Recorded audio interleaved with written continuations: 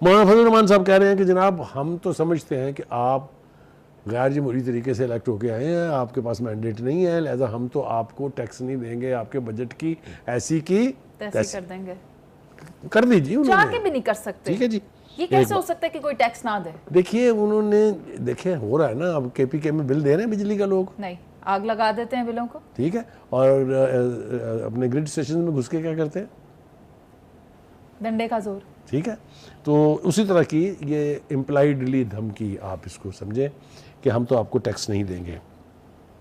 پھر انہوں نے ایک اور بہت بڑی بات کی ہے, انہوں نے کہا کہ جی جو چائنا کا دورہ کیا ہے شہباز شریف صاحب نے, وہاں سے وہ کامیاب واپس نہیں لوٹے ہیں.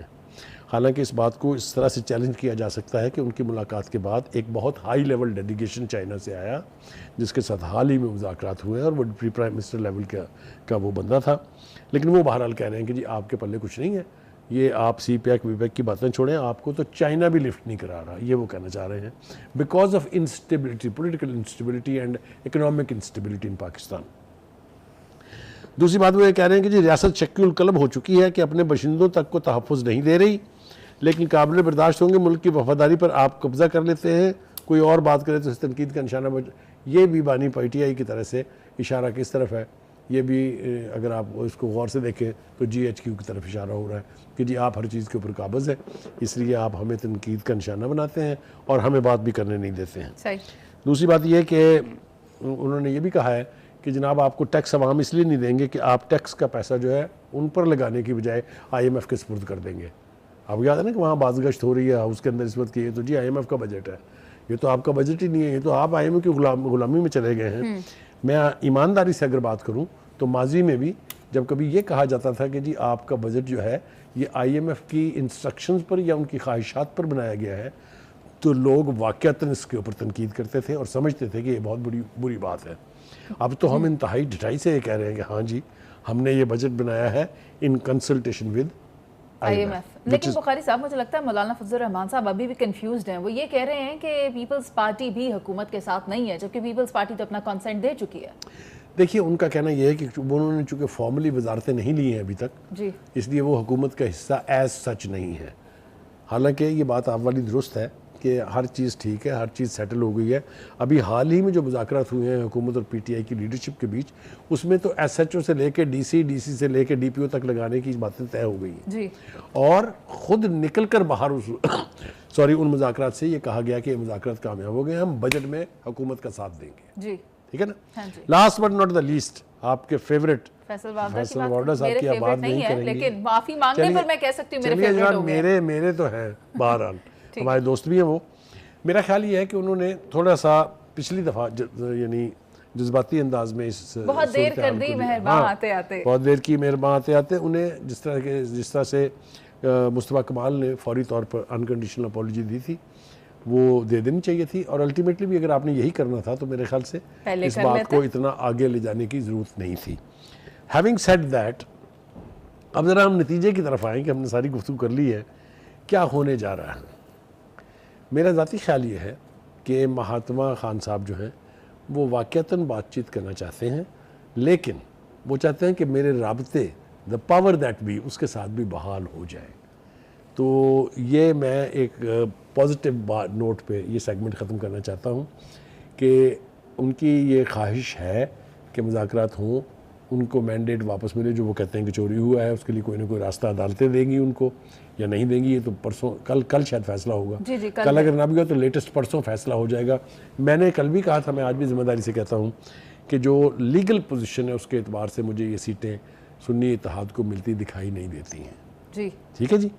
تو لیکن آل سیڈ اینڈ ڈن, چاہے عدالتوں کے فیصلے کچھ بھی ہوں, چاہے صورتحال میں جو مرضی تبدیلی آئے, اگر سیاست کرنی ہے تو پھر سیاسی رویہ اپنانا ہوگا. سلیم بخاری صاحب آپ نے بڑی اچھی بات کی ہے, لیکن آپ کو پتا ہے کہ ہمیشہ جب بھی مذاکرات کی بات آتی ہے ٹی آئی کی طرف سے ایک لسٹ پرووائڈ کر دی جاتی ہے کہ ہمارے یہ نکات ہیں, ان کو فلفل کریں گے تو ہم ٹیبل پہ بیٹھیں گے. آپ نے بہت اچھا کہ مجھے یاد کرا دیا.